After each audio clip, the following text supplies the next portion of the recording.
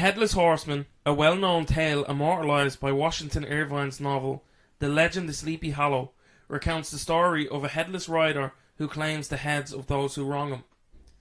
However, did you know that story actually originated in Ireland? I did. Yeah, I meant to say Irish mythology, that's why I cut it In off Ireland. there. Ireland? In Irish mythology, the Dullahan is a well-known spectre embodying the Celtic god Crom Dubh. Did not know that, because I don't know him like that. There are many different tales of the Dullahan, and his origin is often hazy. However, the most popular belief is that he was a warrior who lost his head in battle, causing his spirit to become restless, and he spent eternity searching for his lost head.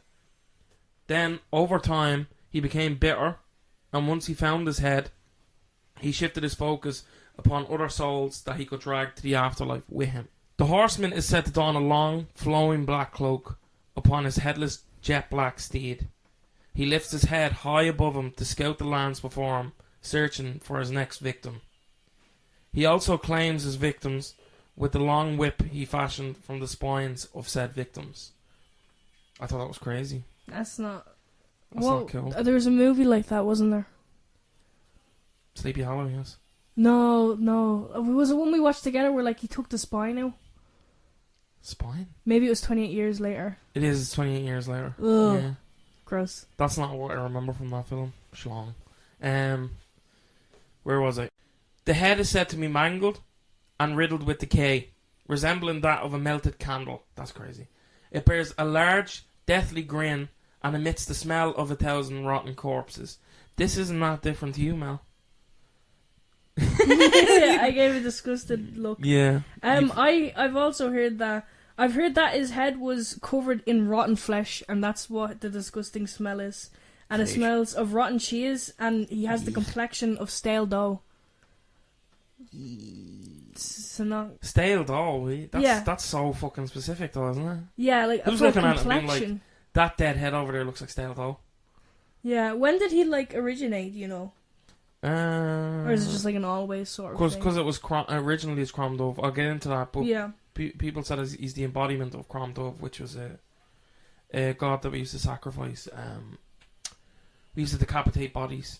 We used to be like, we're going to sacrifice you, so we decapitate. And so we'll get into that. Accounts say that the Dullahan steed is as black as the darkest night.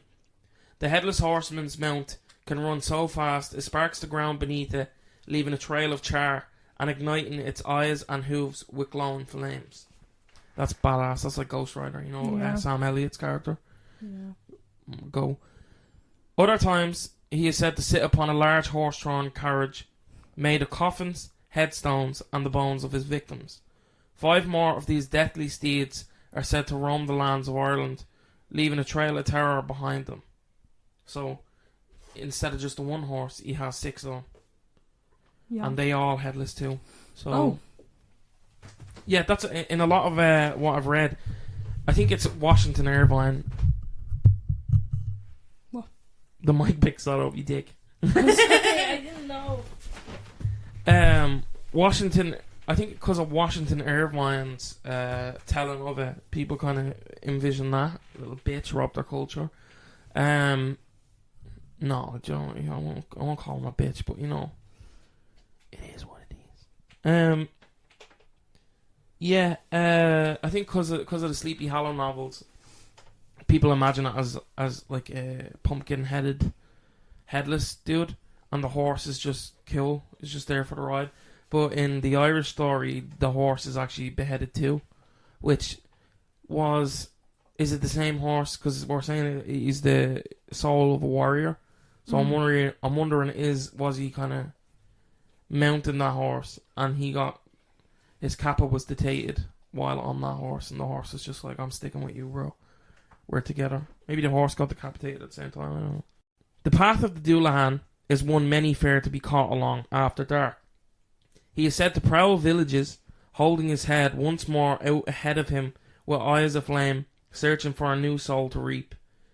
It is said that if you look into the eyes of the Dullahan, it will blind you. Other accounts say that if he catches you staring, he will gouge your eyes out with the bone whip he carries, or even throw a basin of warm blood into your face. Crazy. Where's he keep the basin? That I don't know. I suppose if he's on the cards, just So if you see him, don't look at him or don't stare him. You can blink. yeah. He's like, don't look at me. Don't look. How does he know he's got no head? He does, yeah. In the Irish one, he has it. It's under his arm. So just don't let that one catch you. Look, if you looked at him from behind, it'd be fine. Yeah, maybe. Unless, No, I think it's if you look at him, he knows. Oh, he just can sense it. Yeah, who knows? I've never ran into him, Mel. I'll ask him next time. I heard that he can't say anything on his drawer. He can only say one word, and that's the name of the person whose life he wants to take. Yeah, I've read that as well. So it's also what I found interesting in the story as well is that chains can't hold him. That's real as fuck. That's cold as fuck. Or farming. Yeah, or farming. Like he'll just, if he runs towards a gate that's locked, it'll just explode the lock. Yeah, like if he drives through a place with like a load of locked gates, I heard that they just open. He's aura farming actually. And you know what? Fair play. Yeah, he kind of marks people for death. Yeah. So people have also been said to drop dead instantly or faint in fear when they're the Dullahan. So whether that's hearing their name or kind of seeing it, I think I would probably. I'd probably faint from how cold he is. Cold as fuck.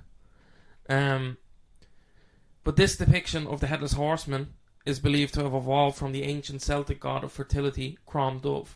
In the past, when human sacrifice to the gods was a common ritual, King Tigermass, the King of Ireland, worshipped Crom Dubh. That's a cool last name. Tigermass. All of them really are. I'd make up my name. I'd be like Billy Billy Butcher. Oh, Erie. Oh, Erie. So yeah, the Dullahan is Crom Dubh demanded the annual sacrifice of human lives, and the method he required was capitation. I said that wrong, didn't I? No. I did. Sorry, it required decapitation. Where the fuck did I get capitation? I think because you did it as a joke last time. Oh yeah, I did, didn't I? So when Mel, do you know what? You could slag me here, but I suppose you're better than me because last week I had a field day. When Christianity arrived in Ireland in the 6th century, these sacrificial rituals were condemned. As Christianity gained popularity, they ceased altogether. Yeah. Boo fucking hell. During this period, the story of the Dullahan first gained prominence. So 6th century, it kind of started having a resurgence.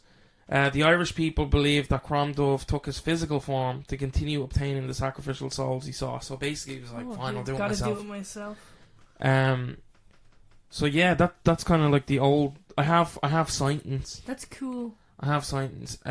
He gives me, and they won't admit it, but that kind of screams Ghost Rider. Yeah, especially, I mean the whole thing. I think Ghost Rider is probably inspired by him. No, when you Google it, I googled this. He said, "No, it's from whatever." I was like, "No, you're lying. You're lying. You're lying to me. Yeah, you lying. Don't bullshit me, because I know." The Flaming Horse. He's a modern adaptation. That'd be cool. The Flaming Horse. It'd be cool. Like a version, like a story or something, a modern take on it. So like instead of a horse, he has like, I don't know. Oh, like that's just Ghost Rider, but yeah. He has a scrambler. No, he has one of those like the bike to work schemes. Oh shit, yeah. I've heard that the Dullahan, the only thing that can frighten him is precious metal. Now I don't know what that is. Silver. Yeah, but also gold, because that's mainly what people had. So like if you just threw it on the ground in front of him, tracks leprechauns. It would cause him and his horses to suddenly stop and then turn around and flee. Tracks leprechauns, though, doesn't it? Do it? I don't know that. I don't know that for sure. We will find out. So you'd want to have gold. Gold. Yeah, and a lot of people didn't have gold. I would feel like they probably, some people would, but I feel like it's a rich. Families were likely to possess gold back then. Alright, fair enough. I feel like we have We a were goat swimming the in it. family.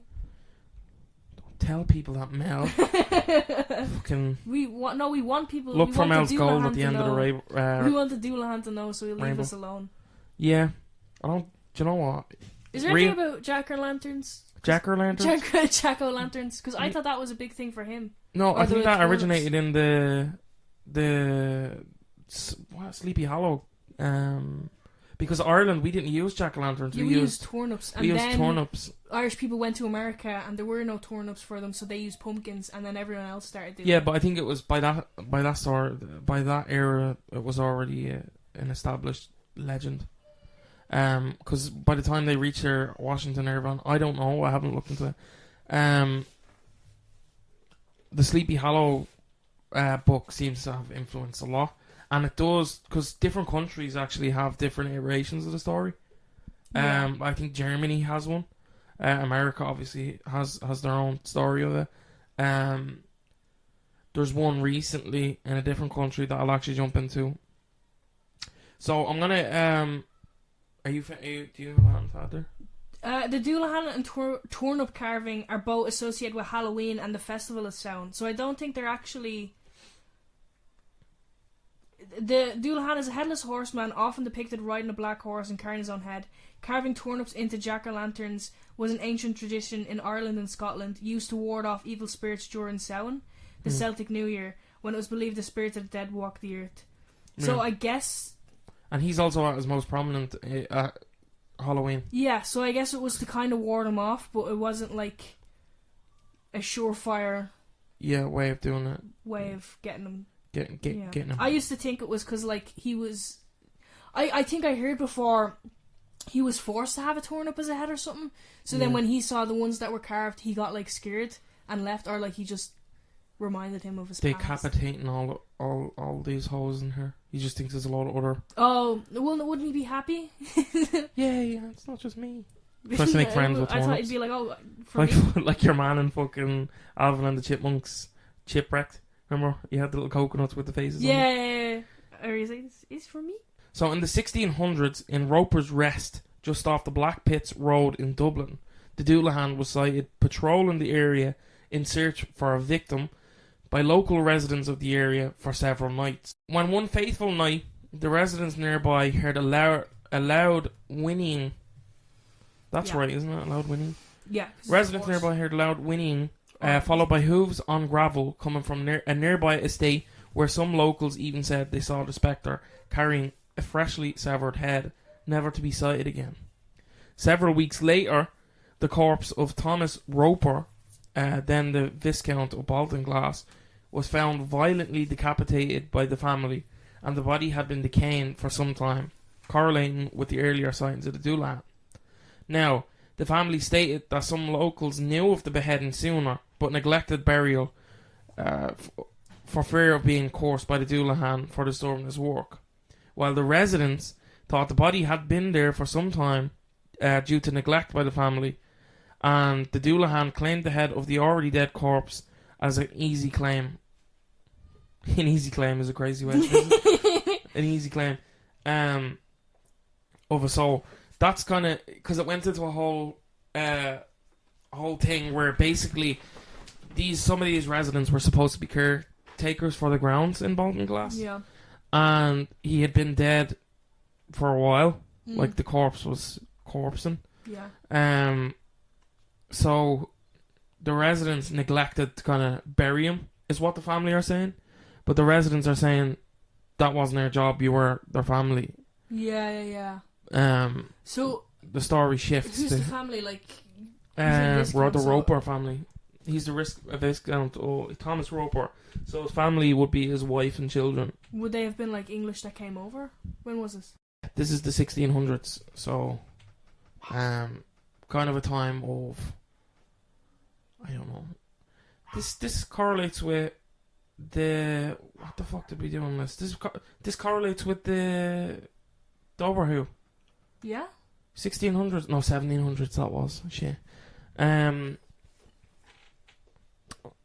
yeah, rich family. I don't know what a viscount is. So they would have been like, I think they would have been English people owning land. then it Yeah. seems. And then the Irish people would have been their workers, and they're like, why didn't you bury? Why didn't you why did you neglect my boy? They're like, that's not our job. That's not our job, bro. We're just trying to live on the rations that you have left for us. Do you know nearly every week we've run into this? What? The whole English kind of screwing us over in the past. It's a very prominent part of our history, Yeah, I fear. we just keep getting shafted, Because bro. that's like the big reason that people don't know about this stuff. They don't know. They don't 'Cause of know. the- And especially, I feel like with the Crom Cruit and stuff, like that's pre-Christian Irish identity, and then Christianity is brought over and like eradicated. And I'm reading here that like part of the lore is that Saint Patrick was the one to come over and destroy his idol by using a sledgehammer. We had sledgehammers? Saint Suppose that makes Patrick sense. did. It's just a rock We didn't on a have stick. snakes. Fuck them snakes. Imagine being a snake. You just have a sledgehammer. That's how he got That's rid how he of got the rid of them, snakes. Just whack 'em all. He Charlied from Always Sunny done. So in the early, here's a more modern tale. So in the early 2000s, now this one hit home a little bit because this was when I was a kid. Me brother and stuff were getting kind of recountings of this. In the early 2000s, alleged images and footage of the Dullahan was taken in Cork Park and began spreading via, chain messages, you text my friends, you text my friends. Which was followed by supposed encounters with the fearsome creature, but nothing more can be found on the topic. Images and video seems to have become lost to time. I really did try and find this. And I remember watching it, and it was freaky. But, I was a kid, so it could have been just chain messages. Or maybe he, instead of doing it himself, he just decided to start like messaging people. Yeah, he started it. Was his He's number. on a Discord now. Yeah, he's so trying he to doesn't get have some to heads up in Cork Park. Cork Park's an interesting location. There's actually a dark side, I think it's called. You know the ring where the roses are, the botanical. That's like really haunted, and there used to be a Cork Manor there, and that used to be like a rich home.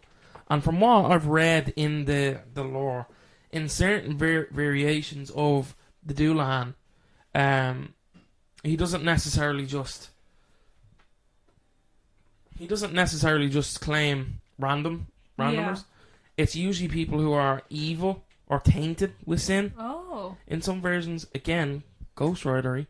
And the fact that, even if we were saying the Roper fellow was kind of a person who was, what's the word? A bit of a douchebag. Then maybe he claimed it because he was, Yeah, or even I was seeing if there's anything to do with like crop and stuff, because Crom Crua is like a fertility god. Yeah. And his sacrifices were usually to ensure good yields of milk and grain. Yeah. And there's like a lot of connection with agricultural fertility. Yeah. That's mainly what the sacrifices were for like, Or for fertility and stuff. for like good crop years and crops whatever. and stuff. Yeah. In some tales, it is said the Banshee and the Dullahan cross paths. So this goes It's back like to Freddy and episode 1. Jason. Yeah, Freddy versus Jason. This is, and even are said to work together frequently, as both are omens of death, with the Banshee being the warning of death, and the Dullahan reaping the souls thereafter. He seems So it's kind of like she's like, and he's like, dead. The Banshee is also sometimes written as being connected to certain Irish families, as obviously we've discussed. Is In Dullahan?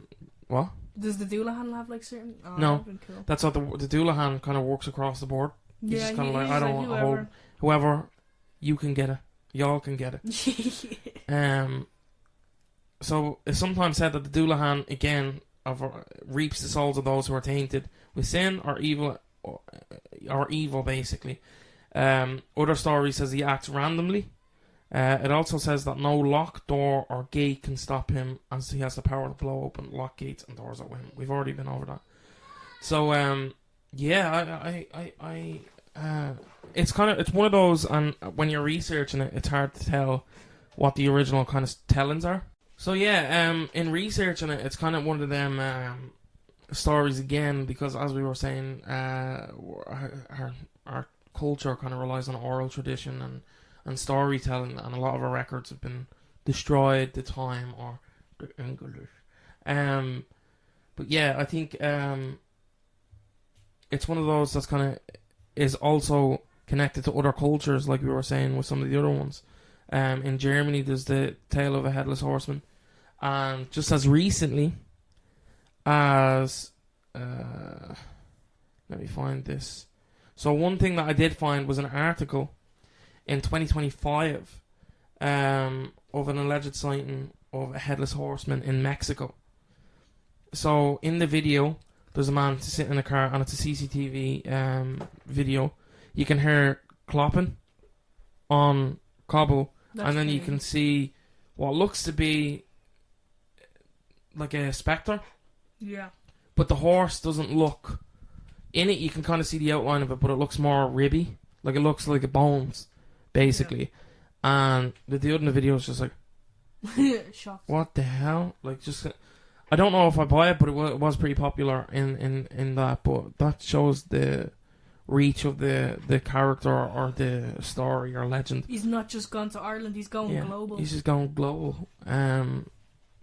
But yeah, Germany has one. Dullahan. America, obviously, across Washington Irvine.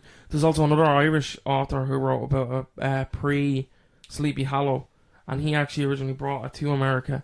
I'll find the name of him.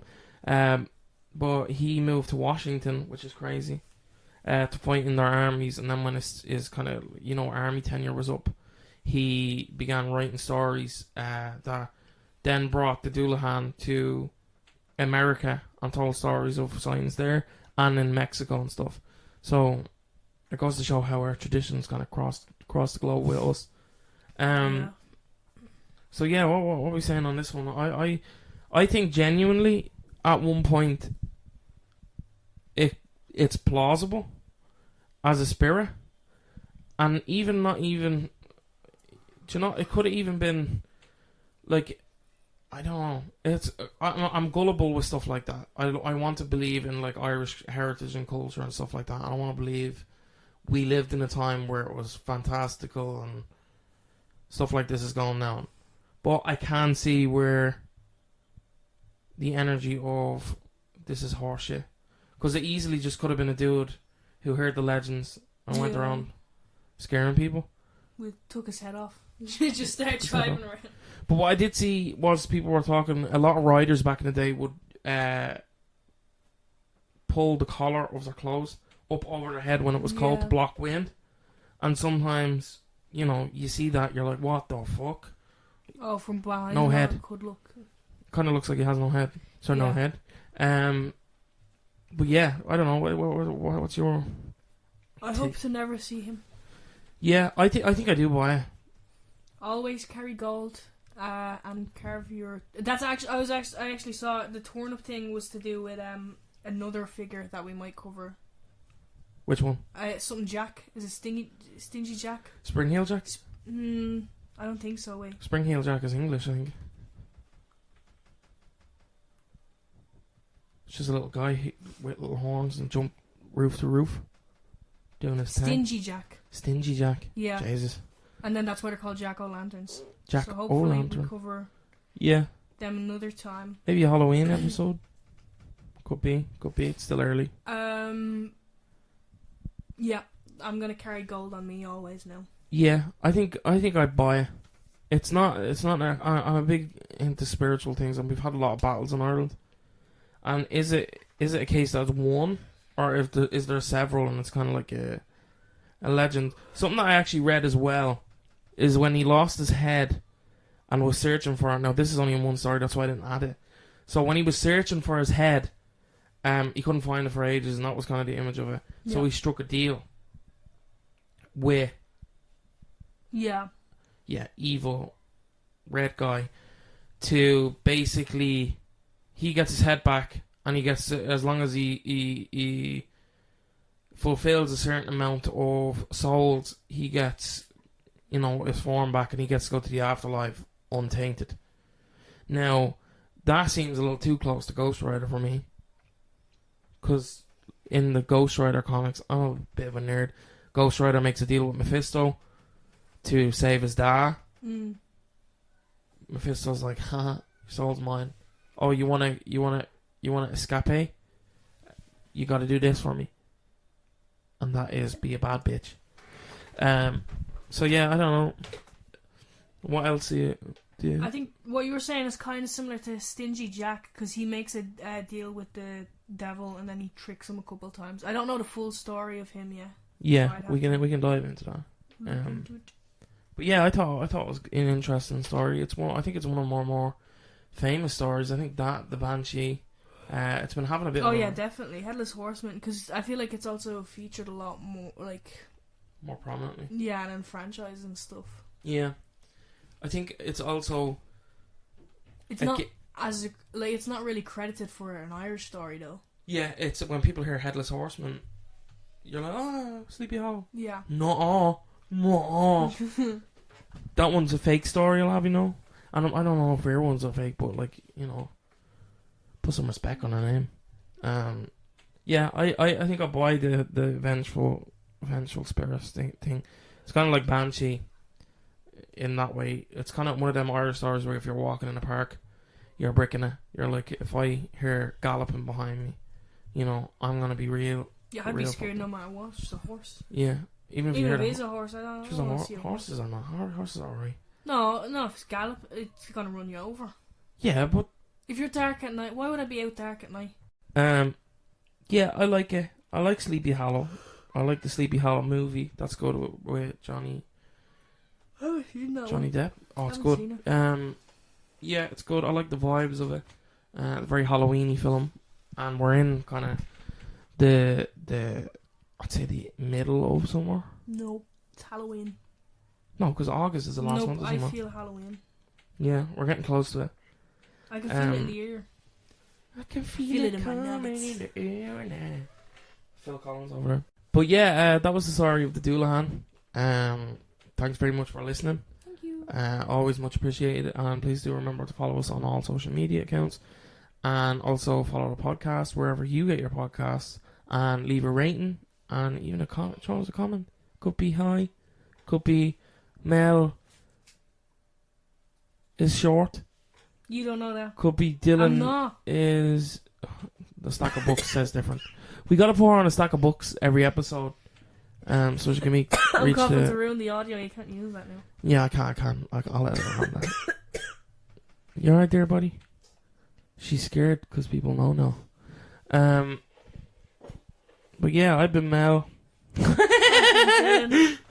Yeah, no, I've been Dylan. I've been Mel. And that over there has been Chance. You probably heard him rustling around. He's kind of become a staple on the podcast the last few, I think, since the beginning.